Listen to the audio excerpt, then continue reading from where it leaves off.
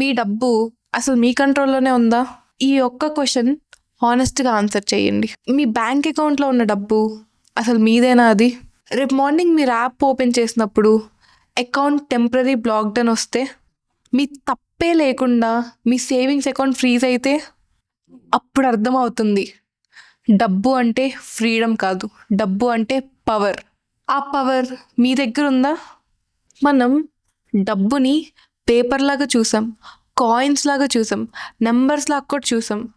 కానీ నిజమేంటంటే money is not an object, money is a system. మీ లైఫ్లో డెసిషన్స్ని కంట్రోల్ చేసే సిస్టమ్. ఈ సిస్టమ్ని మనం అర్థం చేసుకోకుండా లైఫ్ అంతా చేస్తూ ఉన్నాం. ఇక్కడే తెలుగుడా వచ్చింది. తెలుగుడా అంటే క్రిప్టో టిప్స్ ఇవ్వడం కాదు, ట్రేడింగ్ కోర్స్ కాదు, మీ థింకింగ్ని రీసెట్ చేయడం.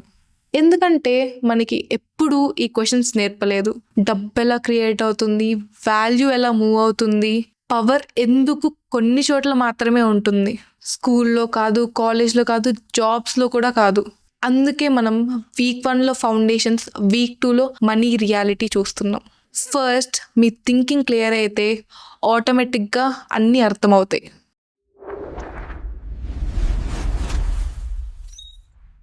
కొన్ని వందల సంవత్సరాల క్రితం మన దగ్గర డబ్బు లేదు, కాయిన్స్ లేవు, బ్యాంక్స్ లేవు. ఒక చిన్న విలేజ్ ఇమాజిన్ చేసుకోండి. ఆ విలేజ్లో రాము, సీత. రాము దగ్గర బియ్యం ఉంది, సీత దగ్గర వెజిటబుల్స్ ఉన్నాయి. రాము చెప్తాడు, నీ వెజిటబుల్స్ నాకు ఇవ్వు, నా బియ్యం నీకు ఇస్తాను అని. This is barter system wear value is always equals to usefulness. కానీ ఒకవేళ రాముకి వెజిటబుల్స్ కావాలి, కానీ సీతకి బియ్యం అవసరం లేకపోతే వాళ్ళ మధ్య ట్రేడ్ ఆగిపోద్ది, గ్రోత్ ఆగిపోద్ది. సో జనాలు అడిగిన క్వశ్చన్, వాల్యూని స్టోర్ చేసే ఒక కామన్ ప్లేస్ కావాలి. జనాలు ఆవులతో, గేదెలతో, ధాన్యంతో, రాళ్లతో ట్రేడ్స్ ట్రై చేశారు. కానీ గోల్డ్తోనే ఎందుకు వర్క్ అయింది? Because gold is rare, durable and everyone agrees it has some value. కానీ గోల్డ్ క్యారీ చేయడం కష్టం. సో గవర్నమెంట్స్ చెప్పాయి, మీ గోల్డ్ మా దగ్గర ఉంచండి, మీ దగ్గర నోట్ ఉంటుంది అని. ట్రస్ట్ అస్ అని చెప్పారు. పేపర్కి వాల్యూ లేదు, ట్రస్ట్ పేపర్కి వాల్యూ ఇచ్చింది. తర్వాత బ్యాంక్స్ వచ్చాయి, మీ డబ్బు మా దగ్గర ఉంచండి, లెడ్జర్లో రాస్తామన్నారు. కానీ స్లోగా జరిగింది ఏంటంటే వాల్యూ, పవర్, ట్రస్ట్ ఇదంతా ఒకచోటే కాన్సన్ట్రేట్ అయింది. సెంటర్స్ ఫెయిల్ అయితే అందరికీ ప్రాబ్లమే. బ్యాంక్స్ ఫెయిల్ అయితే లక్షల మంది ఫ్యామిలీస్ సఫర్ అవుతారు. 2008లో ఎగ్జాక్ట్గా ఇలాగే జరిగింది. బ్యాంక్స్ కొలాప్స్ అయ్యాయి, జనాలు వాళ్ళ సేవింగ్స్ని కోల్పోయారు. అప్పుడే ఒక అనానిమస్ పర్సన్ ఒక పేపర్ రాశాడు. ఆ anonymous person name Satoshi Nakamoto. ఆ క్వశ్చన్ ఏంటి? సింపులే, బ్యాంక్స్ లేకుండా మనీ పాసిబులా? జనాల్ని ట్రస్ట్ చేయకుండా వాల్యూ స్టోర్ చేయగలమా అసలు? దీనికి answer block chain. Trust humans మీద కాదు, మ్యాథ్ అండ్ కోడ్ మీద. Bitcoin is digital scarcity, Ethereum programmable value, tokens micro economies. Crypto economy అంటే builders create, validators secure, users participate and creators earn. Value flows from peer to peer. ఎవరు permission అడగాల్సిన అవసరమే లేదు.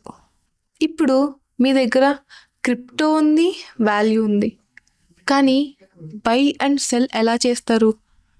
దీనికి 2 ways ఉన్నాయి. Centralised exchange, దీనిలో మీరు crypto deposit చేస్తారు, ఎక్స్చేంజర్స్ ఆ క్రిప్టోని హోల్డ్ చేస్తాయి, లెడ్జర్స్ వీటిని మెయింటైన్ చేస్తాయి.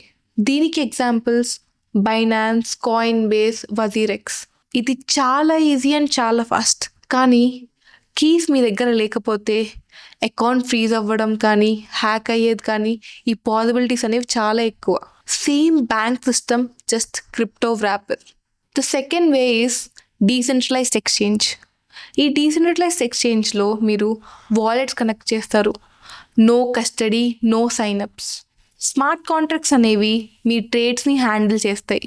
You hold the keys and you control your funds in decentralised exchange. ఈ డీసెంట్రలైజ్డ్ ఎక్స్చేంజ్లో ప్రైస్ ఎలా డిసైడ్ అవుతుంది అనుకుంటున్నారా? Liquidity pool, supply and demand math. వీటి హెల్ప్తో ప్రైస్ అనేది డిసైడ్ అవుతుంది. No permission, only code. ఈ డీసెంట్రలైజ్ ఎక్స్చేంజెస్కి examples PancakeSwap, Uniswap and Raydium. Centralised exchange అంటే మీరు కంపెనీని ట్రస్ట్ చేస్తున్నట్టు.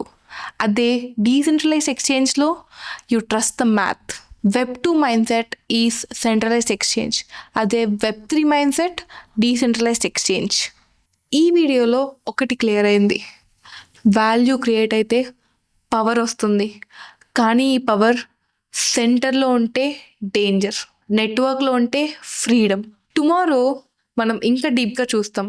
సెంట్రలైజేషన్ ఎలా వర్క్ అవుతుంది, డీసెంట్రలైజేషన్ ఎందుకు పవర్ఫుల్, ఇవంతా మనం ఇంకా ఇన్ డెప్త్ మాట్లాడుకుంటాం. సో ఇప్పటి వరకు ఈ వీడియో చూసారంటే మీలో కూడా Web3 స్పార్క్ ఉంది.